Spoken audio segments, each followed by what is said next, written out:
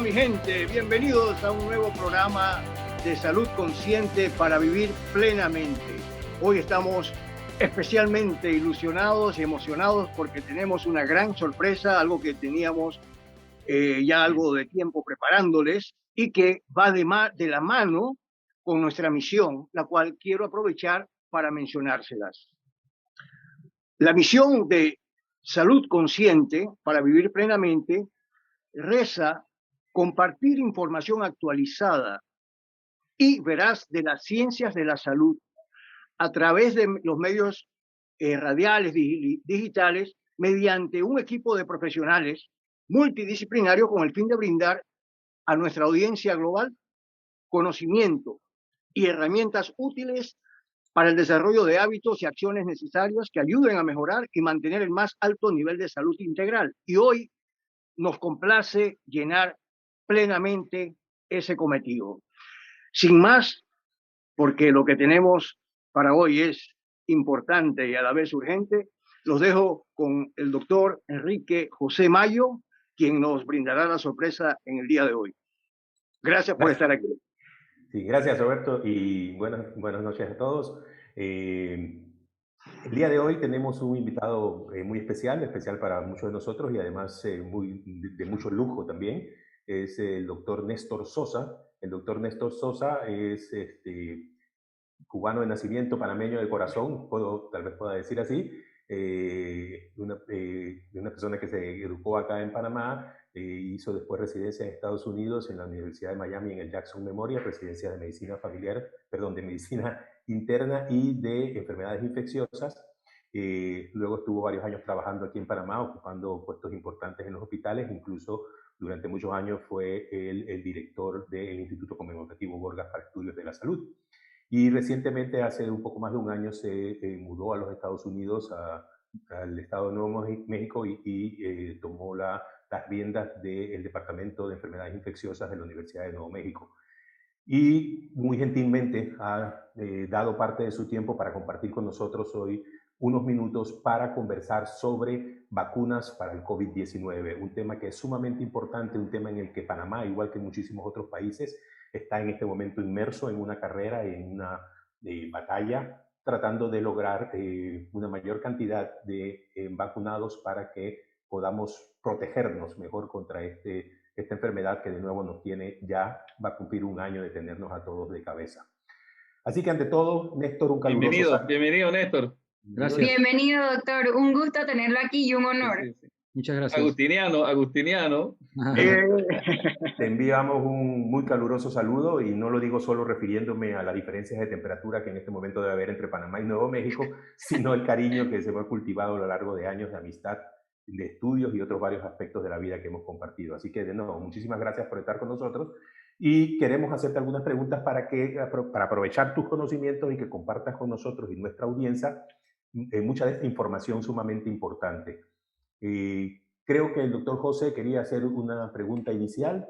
Sí, y abro con una pregunta bien general, Néstor, para que nos ayudes y nos orientes pues, sobre ese concepto de inmunidad de rebaño, que nos expliques un poquito qué es, y si la vacunación va a mejorar ese fenómeno epidemiológico y la importancia de la inmunidad de rebaño, cuando un país lo alcanza y la importancia de la vacunación en ese proceso.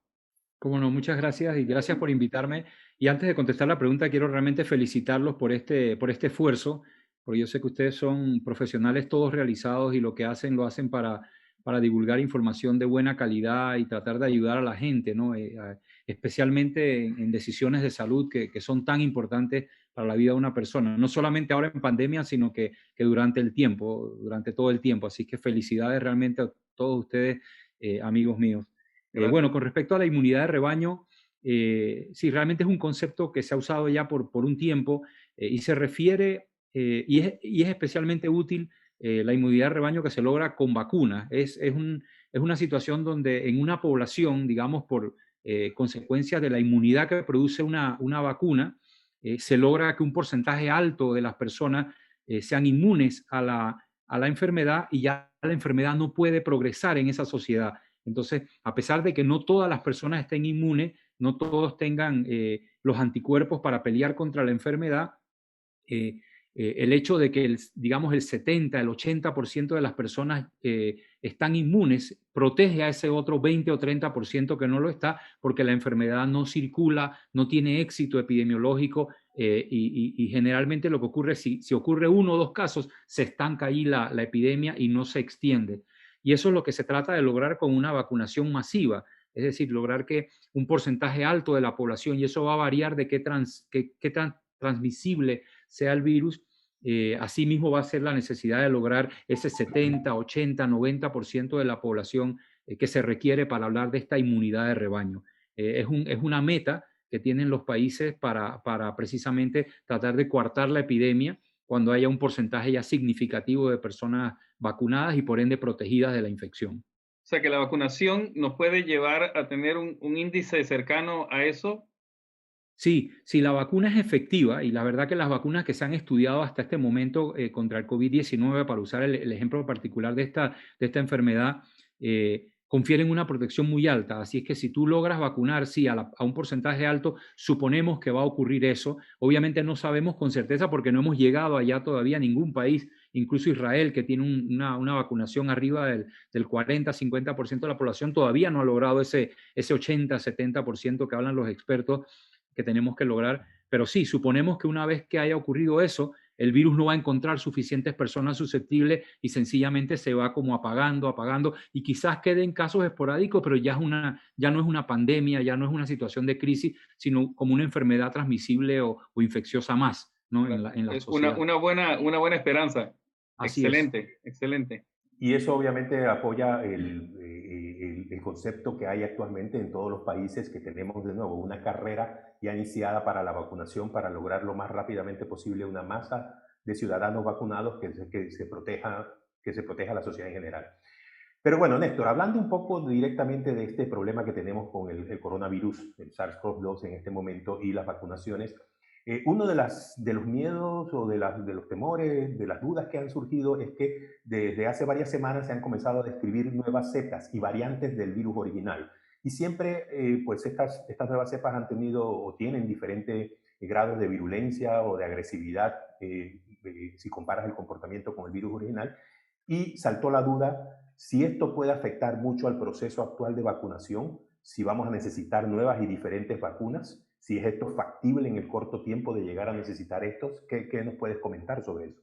Sí, bueno, un poco sobre las variantes. Primero que todo, es un fenómeno natural, es decir, el virus a medida que va circulando en las poblaciones, él va evolucionando. Es la famosa teoría de la evolución de Darwin, solo que aquí ocurre muy rápido porque el virus se replica rápidamente, pero sí es lo natural. El virus, al entrar a las poblaciones humanas, tiene que enfrentarse con el sistema inmunológico que uno va produciendo, y entonces él va mutando, y algunas de esas mutaciones no le confieren ningún beneficio, pero otras, por simple azar, les confiere un beneficio, como tú decías, de aumentar la letalidad o la transmisibilidad, y también por un efecto colateral. Alguna de esas mutaciones hace que las vacunas que se desarrollaron y las vacunas que tenemos se empezaron a desarrollar a principios del 2020, es decir, una vez que se reconoció el virus, las primeras cepas del virus de Wuhan y luego en Europa, y con esas cepas se hizo la vacuna.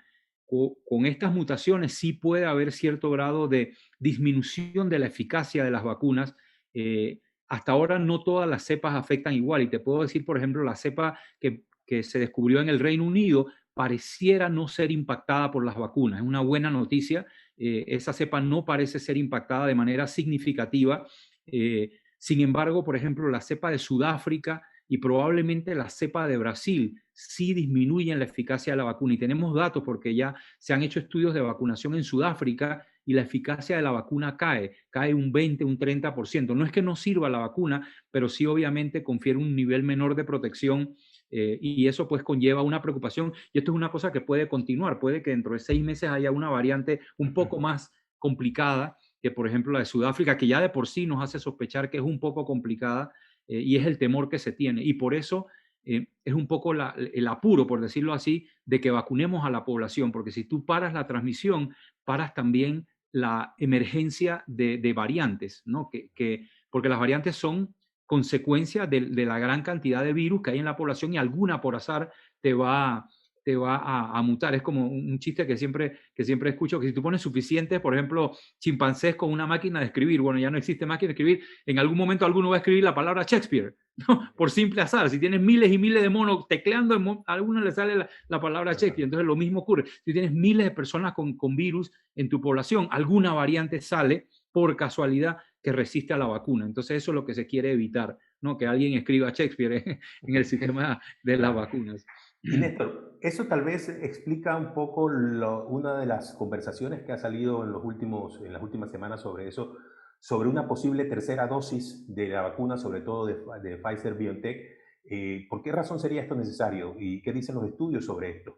Sí, yo creo que las compañías farmacéuticas incluso ya han comentado que están desarrollando una vacuna que incorpora las mutaciones que tienen estas variantes. Entonces, tendría algún sentido si tú, por ejemplo, ya estás inmune a todas las variantes que están circulando y te pones un refuerzo de la variante sudafricana, pues entonces te da protección más específica con esa variante. Entonces, es muy importante, por ejemplo, que los institutos como el Gorgas y otros institutos de investigación vigilen las variantes que están en el país para saber en qué momento la vacuna deja de ser eficaz o cuándo necesita producir un refuerzo. Entonces, por ejemplo, ya hay compañías haciendo una vacuna que tiene la estructura de la variante esta de Sudáfrica específicamente y la del Reino Unido, por si acaso se necesita este tercer refuerzo. Si empezamos a ver que hay, a pesar de la gente que está vacunada, siguen infectándose con una de estas variantes, entonces se les pondría un refuerzo que tiene la estructura de la proteína mutada o cambiada como la variante, ¿no? Entonces sería como Y eso pasa con influenza. Influenza, ¿por qué nos vacunamos todos los años con influenza? Porque el virus de influenza cambia.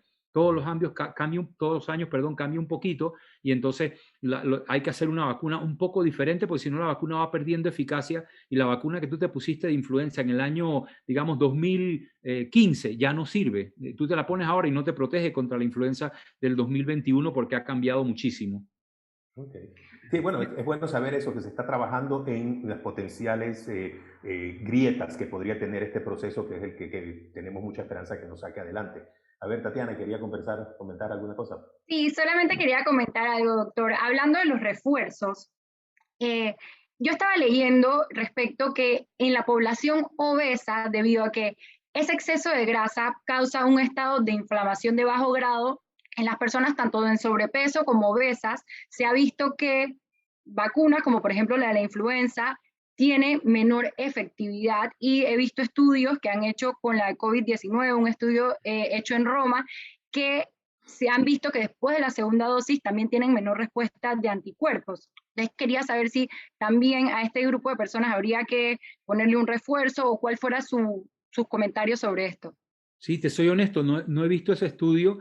En los estudios originales de Pfizer y Moderna no hubo una gran diferencia en los diferentes grupos, por ejemplo, de edad, grupos de peso corporal, pero lo que tú comentas puede ser, o sea, perfectamente. Yo te digo, lo que yo viví con la pandemia acá en Nuevo México, tenemos una población muy grande de personas del grupo indígena navajo, y ellos tienen un problema de obesidad muy grande, o sea, socialmente tienen un porcentaje, no recuerdo exactamente, pero alrededor de 40-50% de las personas que están en sobrepeso o franca obesidad, y ellos fueron afectados durísimo con la pandemia, por eso mismo, porque se infectaban y como tú dices, tenían un proceso inflamatorio exagerado y eran hombres jóvenes de 35, 40 años y terminaban en intensivo como las otras razas, pero que tenían 80 años. Entonces yo tenía un paciente en el intensivo, un joven obeso de 40 años, igual de grave que una persona de 80 años que yo sabía que era mucho más vulnerable al COVID-19. Entonces sí hay una diferencia fisiológica importante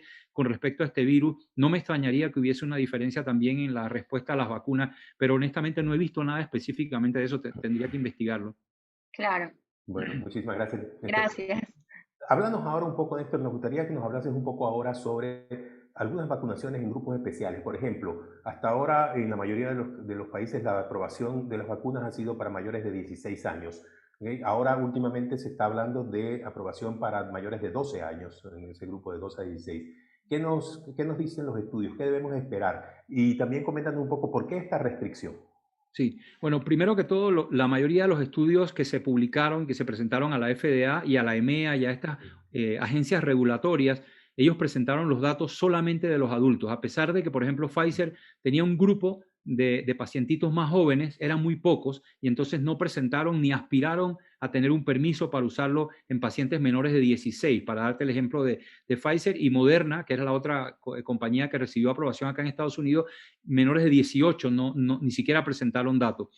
Pero tanto la FDA como las mismas compañías están rápidamente reclutando pacientes más jóvenes para poder aumentar o incrementar el rango de edad y poder, digamos, poner muchachos o jóvenes adolescentes con la vacuna e incluso llevarlo probablemente hasta niños de edad escolar, ¿no? Que es cuando empieza el riesgo, porque el niño obviamente empieza a ir al kinder o al pre-kinder o a la escuela y se expone a mayor cantidad de gente socialmente. La razón yo creo que es más que nada, ¿por qué no se hizo del principio? Bueno, primero porque esta enfermedad afectaba de manera desmedida a los adultos y adultos mayores. Los niños, afortunadamente, en su mayoría sufren una enfermedad leve, casi inaparente, salvo por una complicación. Hay una complicación que se llama el síndrome inflamatorio multisistémico, que se ve en un porcentaje muy pequeño de los niños en comparación con la cantidad de adultos que se afectan severamente. Y por tanto no había esta urgencia de producir una vacuna para los niños. Si esto fuese sido una epidemia de sarampión, hubiera sido lo contrario. Hubiéramos olvidado a los adultos porque muchos están inmunes y nos hubiéramos concentrado en una vacuna para los niños. Pero aquí era al revés. Aquí la gente que estaba muriendo en Italia, en España, al principio de la pandemia era evidente que eran estas personas mayores, a mayores de 60, mayores de 70, mayores de 80, que tenían casi que un aumento logarítmico del riesgo de enfermar y morir. Entonces, se dejaron los niños a un lado, pero ahora hay un reenfoque. Yo ayer escuché al doctor Anthony Fauci precisamente hablando de esto, de cara vienen los estudios en niños, jóvenes y niños, para tratar de incluirlos en las futuras vacunaciones. Y creo que la FDA va a ser flexible. No vamos a requerir un estudio de 40,000 niños, sino demostrar inmunidad comparable a los adultos. Y con esos datos de inmunidad que se pueden lograr quizás con 150, con 2,000 niños, pero no 20,000 y 40,000, sino números razonables que se pueden hacer más rápidamente y con eso entonces darle aprobación preliminar o permiso de emergencia a las vacunas para personas más jóvenes, para la gentecita, como digo yo, ¿no? Para que puedan entonces vacunarse. Y obviamente hay un interés tremendo en los niños escolares, porque estamos con las escuelas, las consecuencias psicológicas, y ahí José y podrán comentarme, Tatiana, el enorme problema que representa tener un niño fuera de la escuela por 1 año, por 2 años, se atrasa su desarrollo, su socialización, una serie de factores que se afectan tremendamente con el niño ahí frente a una pantalla, o ni siquiera en eso, porque hay niños que no tienen acceso en varios países y están sencillamente en su casa perdiendo el tiempo o deteriorándose pues social y psicológicamente. Sí, bueno, te invitamos a ver los programas previos de Salud Consciente, donde exactamente ese era uno de los temas que tocamos de la salud mental. Y como médico, y quizás más como médico psiquiatra, me pregunto esto, con todas estas ventajas que vemos de que haya vacunación, esa inmunidad en el rebaño y todo lo que beneficiosamente tiene este proceso, ¿por qué existirá todavía gente retractores de la vacunación? ¿Por qué existirá gente que no cree en la vacunación? ¿Qué me puedes decir? Esa es una muy buena pregunta y de hecho invito a los lectores a que vean, en un futuro cercano voy a escribir un artículo para la prensa, de hecho ya lo tengo listo, sobre precisamente los grupos antivacunas. Y te resumo, realmente yo creo que hay 3 grupos principales de personas que se oponen a las vacunas. Uno es el grupo en general de personas escépticas. Hay personas que por naturaleza son escépticas, dudan de la ciencia, prácticamente si ellos no ven las cosas en persona, no la creen, entonces desconfían obviamente de la OMS, desconfían de las compañías farmacéuticas, son francamente escépticos. Algún escepticismo es saludable, ¿no? Pero un exceso de escepticismo es como que tú te montes en un avión y le digas al piloto, oye, ven acá, ¿cómo tú vas a manejar? Nadie se le ocurre preguntarle al piloto, ese botón rojo, ese no será el de apagar el motor. Uno sencillamente se sienta, te pone tu cinturón, te persigna y que el piloto haga lo que pueda. Pero la gente en medicina no es así, la gente duda de la OMS, duda de Pfizer, duda de esto. Entonces hay ese grupo, los escépticos. El otro grupo es un grupo un poco más doloroso y es la persona que, por ejemplo, la mamá, que por X o Y razón le ponen una vacuna al niño y tiempo después el niño desarrolla lo que sea, digamos autismo, digamos una epilepsia idiopática, o sea, convulsiones, y la mamá entonces se le mete entre ceja y ceja, lógicamente que la vacuna le produjo la enfermedad, aunque sea una enfermedad que no lo causan las vacunas.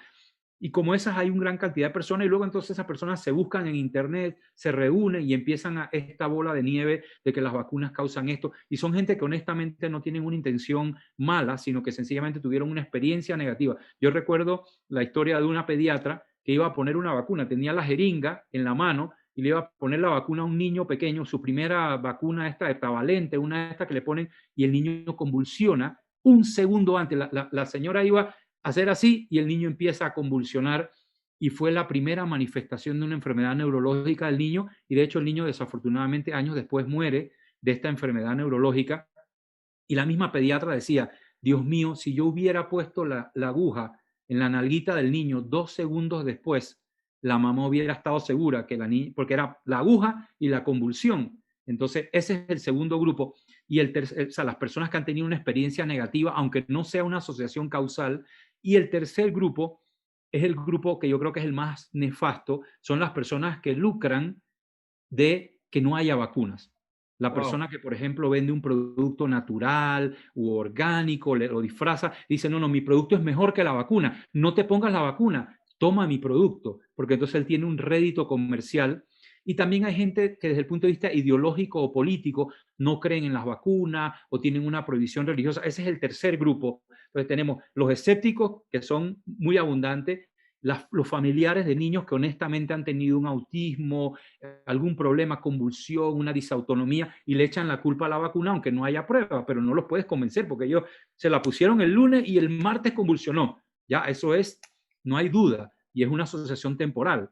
Y el tercer grupo sí son la gente, yo digo, la gente mala, el que de verdad distribuye estas cosas por redes sociales o empieza a decir, no, las vacunas son malas, el aluminio que tiene te produce tal cosa, y no necesariamente, no hay la evidencia, ¿no? Entonces esa gente pues son un poco más peligrosos. Esas son las razones, yo creo, por las cuales la gente, y la mayoría de la gente lo que tiene es duda, dice, yo no me vacuno, yo vi que alguien se murió después de la vacuna y yo tengo miedo, doctor. Ese es un miedo normal, es el escéptico temeroso, que a ese hay que educarlo, hay que decirle, mira, ya la vacuna se la han puesto a 250 millones de personas, nadie ha fallecido como consecuencia directa, sí produce alergia, produce esto, dolor, te puede dar fiebre. Hombre, si tú tienes 95 años y el corazoncito está frágil y te da una fiebre por la vacuna, puedes morirte, pero no es que la vacuna mata, es que con 95 años te mata un viento que te sopla cruzado, ¿me explico? Entonces claro, es lo que la gente a veces no interioriza y malinterpreta la realidad. Me encanta tu explicación y quizás la humanidad también se olvida de que ya no existe polio, que no existe viruela, que no existen una cantidad de enfermedades que fueron extinguidas por las vacunas. Así mismo. La gente de ahora no se acuerda de eso. No se acuerda ni sabe. No lo ha visto. Sí. Mira, qué situación y qué pelea más complicada, pues, para los que somos defensores de la vacuna, porque esta situación, como tú dices, hay muchas cosas personales y luego es muy difícil a veces. Pero bueno, las campañas de educación tienen que ser dirigidas a esto y explicarle mucho a la gente para tratar de nuevo de poner más personas dentro del carro de la vacuna, de la vacuna. Y siguiendo con los grupos especiales, de nuevo, otro de los grandes debates es vacunar a las embarazadas. Y ese es otro de los debates actuales que tenemos. Muchas de las organizaciones están diciendo que, bueno, no se le debe negar a las embarazadas, pero que debe ser una discusión individual.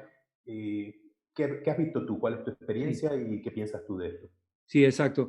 Bueno, primero, la verdad es que no se han hecho estudios todavía en embarazadas. O sea, que hay una brecha de conocimiento. Los estudios de vacunas que se hicieron, los grandes estudios estos de Pfizer, Moderna, AstraZeneca, Johnson & Johnson, Novavax, exprofeso excluyeron mujeres embarazadas. Dicho esto, hubo, como es natural, un porcentaje de las mujeres jóvenes que participaron en los estudios que se embarazaron y no se vio ningún efecto nocivo en el embarazo ni en el bebé. En segundo lugar, estas vacunas que están, como no son virus vivos, no son virus completos, sino que son o proteínas o un segmento de mRNA o un virus que no se replica, el riesgo de que afecten al bebé en formación, teóricamente, son muy bajos, infinitamente bajos. Entonces, en ese caso tú, ante un riesgo tan bajo, ante la experiencia que ya tenemos de un número X de mujeres que han sido accidentalmente vacunadas, porque no fue a propósito, sino que salieron embarazadas o estaban embarazadas cuando se vacunaron un día después o tal, se hace un análisis, tal como tú decías, de de riesgo-beneficio. Si, por ejemplo, y el ejemplo más típico es una enfermera que trabaja en cuidados intensivos con pacientes COVID y está embarazada y no puede dejar su trabajo, esa mujer tiene un riesgo muy alto de adquirir COVID e incluso de perder el embarazo, de que se complique el embarazo por un COVID, que haya que ponerle en intensivo, que haya que intubarla. Entonces, esa mujer, el riesgo ese hipotético teórico de que algo pase en el embarazo es insignificante en comparación con el riesgo real de que le dé COVID. Entonces, en esa mujer, y de hecho yo he vacunado, acá en el hospital hemos recomendado a enfermeras, a doctoras que trabajan conmigo que se pongan la vacuna, ¿no? Porque son un riesgo muy alto. Ahora, si tú tienes una mujer embarazada que trabaja desde casa, que es nada más en la computadora, que no sale, que cuando sale se pone su mascarilla y su careta y tiene un riesgo muy bajo y tú quieres esperar a que pase el embarazo, perfecto, esa mujer tiene un riesgo bajo y puede darse el lujo de esperar, digamos que le falten 3 meses de embarazo a dar a luz para entonces ponerse la vacuna, porque el riesgo es esos 3 meses de que le dé COVID. Si ella se cuida mucho, pues es poco probable. Entonces, ahí es donde está el análisis de ese riesgo-beneficio con las embarazadas, ¿no? Pero en general no está prohibido. Y es una discusión individual que la embarazada y tal vez su cónyuge pueden tener con el colega médico y decidir sobre la mejor acción, el mejor curso de acciones. Entonces, es importante y quiero recalcar para nuestra audiencia de que la razón primaria es que no tenemos unos datos porque los estudios originales, ni para niños menores de 16 o 18 años en algunos casos, ni para embarazadas, hay datos suficientes. O sea, la no existencia de datos no debe tomarse como un dato en contra de su efectividad. ¿Okay? No es que no funcionan, es que no tenemos todavía el sustento científico para eso. Y lo digo porque no vaya a ser que algunas personas se queden con un poco de miedo y luego se apruebe, digamos, la vacuna para los niños y se queden un poco de miedo de vacunarlos porque decían al principio que no estaba aprobada para los niños. Entonces, estamos esperando esos datos que deben salir en el futuro y pues ojalá confirmen la bondad de la vacuna en estos casos. Bueno, ahí tenemos otro tema nos gustaría que compartieras con nosotros, es sobre demorar la segunda dosis de vacuna a cambio de lograr una mayor cantidad de personas que reciban al menos una dosis en el corto tiempo. Algunos estudios recientes parecen sustentar el hecho de que el espacio entre las 2 dosis puede ser mayor que las recomendaciones originales de las compañías de 3 y 4 semanas. Sí. Pero ¿cuán seguro es esto? ¿Cuánto tiempo puede prolongarse? ¿Qué dicen los estudios sobre esto? Sí, es una pregunta muy buena y muy difícil realmente. Y de hecho hay 2 escuelas de pensamiento completamente opuestas. La primera, y que es a la que yo me suscribo, es que yo no veo mayor problema en esperar un tiempo razonable y probablemente hasta unas 12 semanas se puede esperar entre una dosis y la otra. La otra escuela, la que es más conservadora, recomienda que se guarde solamente el tiempo entre dosis que se estudió. Los estudios de Pfizer, por ejemplo, el intervalo era de 3 semanas, el de Moderna de 4, el de AstraZeneca hasta de 12 o más de 12. Y entonces, si tú vas a usar una de esas vacunas, esta otra escuela dice, no, usa ese tiempo porque ese fue el que se estudió. Pero la verdad es que nosotros tenemos muchos años de conocer la ciencia de las vacunas, la vacunología, como se dice. Y sabemos que las vacunas se pueden espaciar sin que pierdan su eficacia. La gran mayoría de vacunas se pueden espaciar sin que pierdan eficacia. Es más, hay algunas vacunas que es conveniente espaciarlas para tener una mejor respuesta inmunológica. Si tú las das muy cerca, no tienen la misma eficacia porque tú pones una vacuna y se producen unas células que se llaman células efectoras, que son como las que atacan rápidamente a todo lo que entra. Si tú te pones la vacuna enseguida después de la primera dosis, esas células no te permiten la segunda dosis sea un booster o un refuerzo porque te la eliminan rápidamente y antes que la vacuna logre su efecto, se elimina la proteína o el producto que se... Entonces es bueno darle un chancecito que se enfríe esa primera reacción, como quien dice que el sistema inmunológico se olvide un poquito de la vacuna para cuando tú le pones el refuerzo, rácata, responde mucho más. Eso es en idioma sencillo y con ruido y todo, es la forma como se explica esto del efecto booster. Por ejemplo, la vacuna de AstraZeneca tuvieron la ventaja de que ellos tuvieron muchos problemas de manufactura y entonces hay personas que le pusieron la vacuna a las 4 semanas, a las 6, a las 8, a las 12 y más de 12. Adivinen cuál fue el mejor intervalo, más de 12 semanas. 80% de protección contra 50 los que se pusieron en poco tiempo. Entonces, ahí fue evidente que estas vacunas es mejor separarlas. ¿Por qué no se separaron? Porque las compañías estaban súper apuradas por terminar los estudios y lograr la autorización. Y entonces el tiempo mínimo era 3 a 4 semanas. Entonces Pfizer le puso 3 para terminar más rápido. De hecho, fue la primera que terminó su estudio y la primera que se aprobó porque usaron ese truco. Las que usaron 4 semanas, se demoró un poquito más la de Moderna, y luego AstraZeneca todavía está esperando para formular acá en Estados Unidos a la FDA. Entonces, esa es mi opinión. Realmente tú puedes esperar. Digo, yo no te digo espera un año, no 6 meses. Estamos hablando de quizás 4, quizás 5. En la vida real, fíjese, por ejemplo, aquí estamos vacunando con la de Moderna y con la de Pfizer, y hay personas que le dan la segunda cita a las 5 semanas. Moderna es, por ejemplo, 4. Bueno, porque está lleno el lugar, le ponen la vacuna a las 5, a las 5 y media, a las 6, y no pasa nada. La inmunidad se desarrolla igual. Así que el otro aspecto que hay que considerar es que, y este es el ejemplo del paracaídas, yo se lo explico con esto. Si tú tienes 2 hijos en un avión que se está cayendo y tienes un paracaídas, ¿tú le vas a poner el paracaídas a una persona? No, tú agarras, se lo pones a una y la otra abraza a la otra, y los dos van con un solo paracaídas. Puede que no se abra muy bien, puede que a lo mejor las dos mueran, pero tú no vas a tirar una del avión y la otra con el paracaídas. Entonces esto es lo mismo. Si tú tienes menos dosis de vacuna, tú en vez de usar 2 dosis en una persona, tú usas una dosis en una y una dosis en otra, y cuando te lleguen más, bueno, le pondrás la segunda dosis a tus 2 hijos. Entonces, es el mismo ejemplo. Si tú tienes 5 paracaídas, no tiene problema. Tienes un paracaídas, o sea, una dosis de vacuna, y muy poca gente, entonces puedes hacer eso. Yo creo que es aceptable perder un poquito de la eficacia de la vacuna cuando no pones 2 dosis, pero tienes más gente cubierta. Los estudios en Israel ahora demuestran que hay entre 85 y 92% de protección con una sola dosis. Entonces, probablemente no era una decisión incorrecta, a pesar de que no teníamos datos, el usar una dosis y esperar a que te llegue la dosis segunda. Quizás habrá unas cuantas gente que se pasarán de las 5 semanas, de las 6 semanas, pero en ese interín tienen una protección de un 80, un 90%, mayor cantidad de personas. Que si usas todas las dosis, o sea, 2 dosis en una persona, solamente tienes una persona con el paracaídas. Entonces, es el ejemplo que yo les pongo así gráfico, yo creo que la gente entiende, y nadie dudaría. Tienes un paracaídas, dice, los 2 se agarran del paracaídas. Claro. Qué bueno escuchar eso de una persona estudiosa de eso como tú, Néstor, porque es uno de las discusiones que hay acá. Incluso hay algunas peleas incluso sobre que si se va a terminar de vacunar a la gente o si se va a dejar perder a esa primera dosis que se le puso a algunos grupos, y algunos grupos que ya se pusieron su primera dosis presionando para que no pues se expanda el tiempo de espera. Y bueno, es bueno de nuevo tener esa tranquilidad, que no es que es un esfuerzo ingente, que demoramos mucho en poner la segunda dosis. Sí. Kiko, había preguntas de Tatiana y de Tito. Sí, gracias. Sacaron la manito y la bajaron. Gracias, doctor. ¿Cómo no? Sí. Está bien. Bueno, entonces, una mini preguntita. Yo los veo a todos.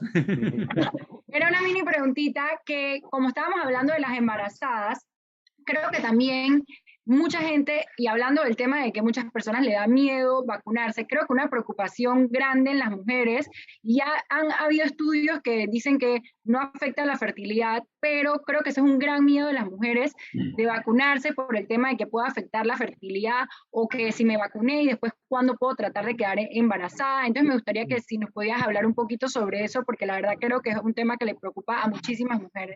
Sí, y eso tiene precisamente origen en uno de los grupos antivacunas. Hay un grupo antivacuna que desde hace años, no es ahora con el COVID, con otras vacunas han esgrimido lo de la fertilidad, porque ese es un tema muy sensible, especialmente en países de tercer mundo o países en crecimiento.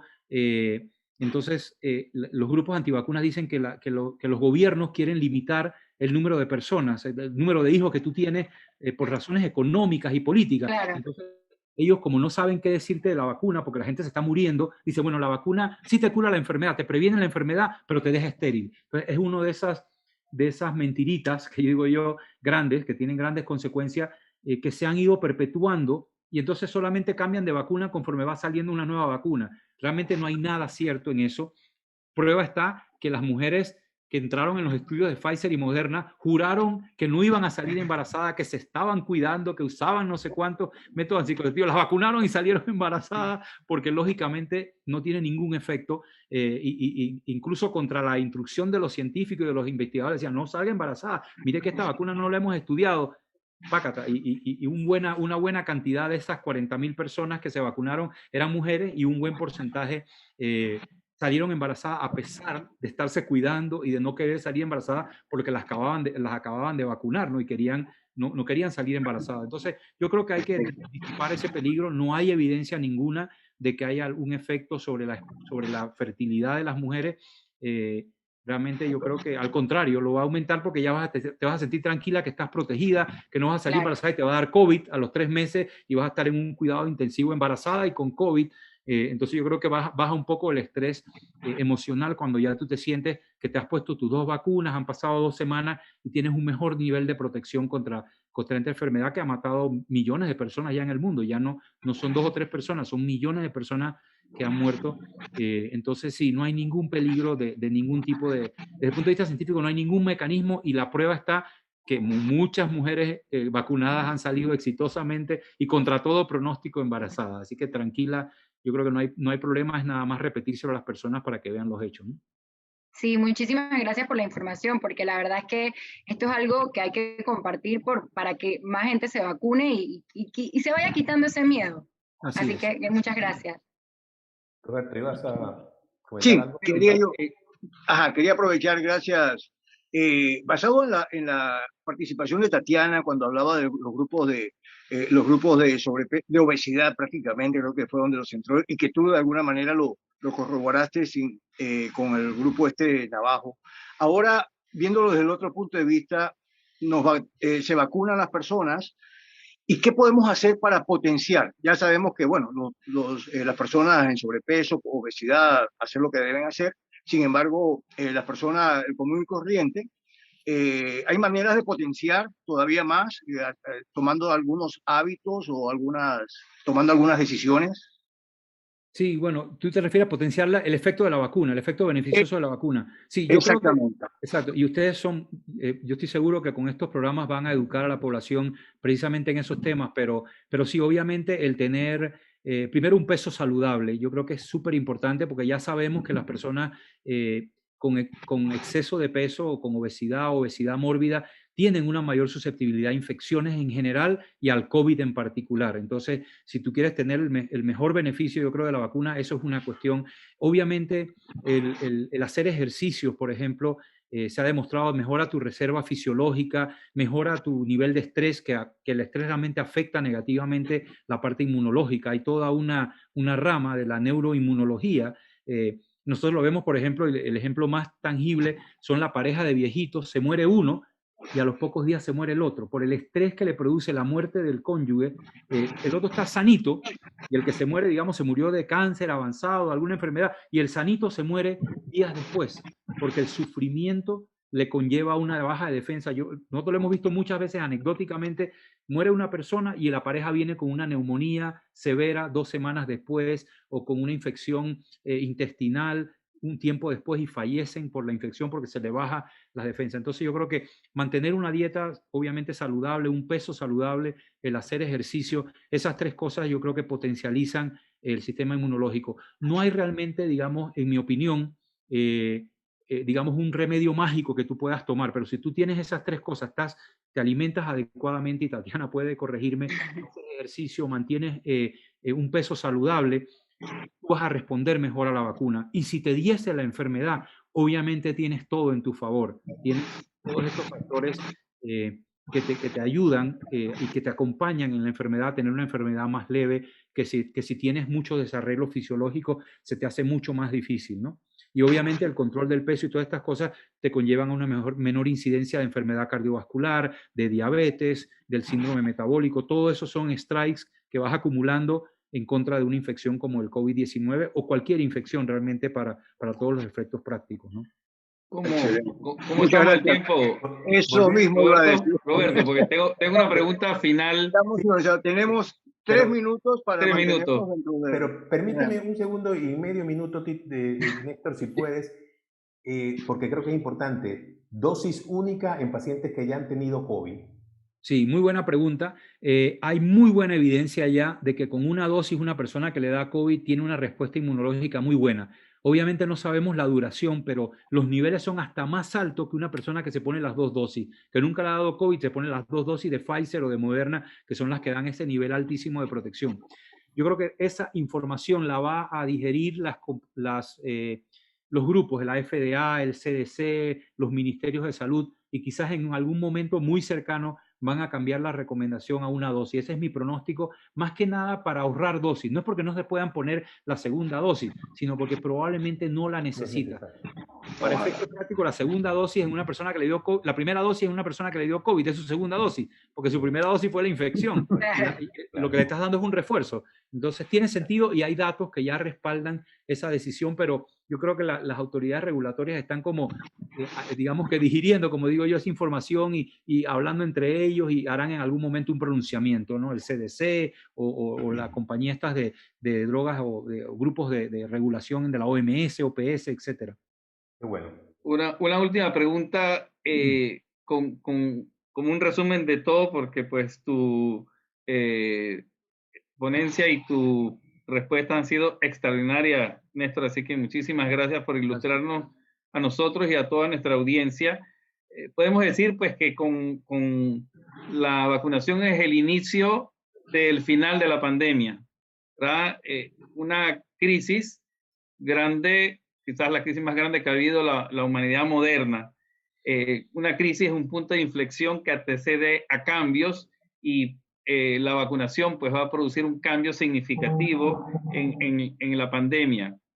¿Piensas tú, crees tú, o qué aprendizaje o cambio ha tenido la humanidad con todo esto que ha ocurrido durante este año? Casi que tenemos que hacer otro programa para poderte contestar esa pregunta, porque yo creo que ha sido una enciclopedia lo que hemos aprendido. Bueno, mira, primero que todo, yo creo que, y voy a decir algunas cosas positivas, hemos aprendido a vivir en línea, ¿no? El comercio se ha ido totalmente en línea, el aprendizaje en muchos foros se ha ido en línea. No todo el mundo tiene la fortuna de tener internet y Zoom y poder, pero los lugares donde ha habido esto, se ha transformado el conocimiento. Yo no he visto a mi jefe en un año y es mi jefe todavía, no me ha votado porque yo me reúno con él todas las mañanas a las 8 de la mañana por 45 minutos y él me hace rendirle cuenta frente a una pantallita como esta. Entonces, ese tipo de cosas yo creo que ha sido dramático. Específicamente, por ejemplo, del COVID, el desarrollo de la vacuna ha acelerado los procesos regulatorios, no se ha saltado ningún paso y eso va a servir para muchas enfermedades. Yo estoy seguro que cuando pase el COVID, esta plataforma de mRNA la vamos a usar para deficiencias proteicas, problemas hereditarios, cáncer, y va a ser mucho más rápida las aprobaciones porque la gente ha visto que es posible, que no es necesario esperar 3 o 4 años para una aprobación de la FDA, que te lo puede dar en 2 semanas. Antes era 3, 4 años, ya lo podemos bajar a 2 semanas. Entonces, yo creo que hay muchas cosas que se han aprendido. Ojalá que también hayamos tomado lecciones aprendidas de la pandemia. Por ejemplo, la no politización de una pandemia. Aquí en Estados Unidos nosotros sufrimos el gobierno anterior porque politizó. Las mascarillas era un problema político, el cierre de los comercios era un problema político, muchas cosas la hicieron politizada. Entonces yo creo que eso se va a aprender también. Muchísimas gracias. Así que, Kiko, despide al compañero. Tatiana tiene la mano. Una mini pregunta, doctor. Mini pregunta, quería saber qué consejo le puede dar a las personas después de ponerse la segunda dosis, porque realmente yo he visto que las personas se andan confiadas que ya yo me vacuné, me quito la mascarilla, o sea, quiero saber que después que me puse la segunda vacuna, ¿qué pasa?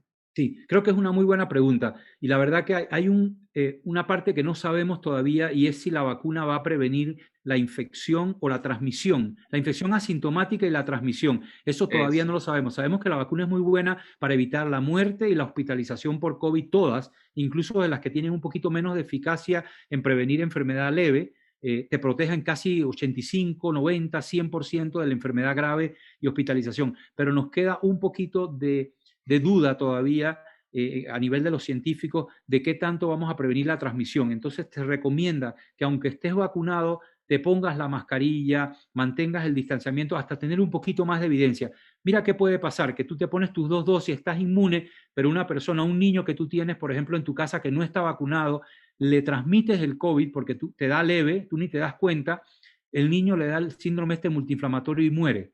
Claro. ¿No? ¿Cómo te vas a sentir tú por esa imprudencia? Entonces yo creo que hasta que tengamos suficientes datos de que, primero, que la pandemia está controlada en tu ciudad o en tu país. Segundo, que las vacunas efectivamente disminuyen, y yo creo que van a disminuir significativamente la transmisión, pero hasta que no tengamos los datos, yo creo que es mejor errar un ratito más y te pones el trapito en la cara y te pones tu mascarita Así por es. uno. Ya lo hicimos por un año, vamos a hacerlo por un año y unos cuantos meses más, hasta que tú veas que esa curva cae y se mantiene abajo, hasta que el gobierno dice, mira, no hemos visto casos en 3 semanas o en 2 semanas, o ha habido solamente 5 casos aquí, 2 casos allá y nada más. Yo creo que es lo más prudente. Es como, hombre, tú acabas de pelear con 5 leones y ya no queda ninguno, pero a lo mejor hay uno escondido detrás de un árbol. Mantén la espada y el escudo un ratito más, no lo tires al río. No, mantén tu escudo un ratito más, no vaya a ser que salga un león o el que está herido se levante y te quiera morder. Yo creo que nadie lo haría con sentido común. Entonces yo creo que es eso, es esperar un poquito más a que tengamos la certeza de que el virus como quien dice, lo apachurramos y ya no queda nada, y entonces podamos volver a la vida normal, ¿no? Sí, excelente, buenísimo, excelente. Así que ya saben, seguir usando mascarillas y todas las medidas de bioseguridad. Exactamente, como me gusta decir a mí ahora, ya falta menos, por favor, cuídate más, porque realmente ya estamos cerca, debemos estar cerca de la otra orilla. Y bueno, Néstor. Muchísimas gracias, Néstor. Agradecemos muchísimo. Un honor. Siempre, pues, un deleite escucharte. Yo que he tenido la fortuna de disfrutarte de muchísimos años en muchos tópicos, y oírte hablar de cosas médicas es sencillamente genial siempre. Así que te agradezco mucho tomarte el tiempo. Dile a tu familia también que muchas gracias por dejarnos este tiempo. Y un abrazo. Por prestarnos un ratito. Así Ojalá es, podamos hermano. ir una vez pronto. Muchas gracias. Gracias, un abrazo Néstor. a todos. Muchísimas Muchas gracias. Muchas gracias. Bendiciones. Quiero que sepas, antes de despedirte, de que ha sido la primera persona invitada a este programa. Así que para nosotros es casi una bendición el haberte tenido acá con nosotros. Cuando quiera regreso. Privilegio. Muchas gracias, Sí. muchas gracias. Muchísimas gracias. Recuerden Muchas gracias, suscribirse si no se han suscrito al canal de Salud Consciente para Vivir Plenamente. Muchas gracias a todos por habernos acompañado.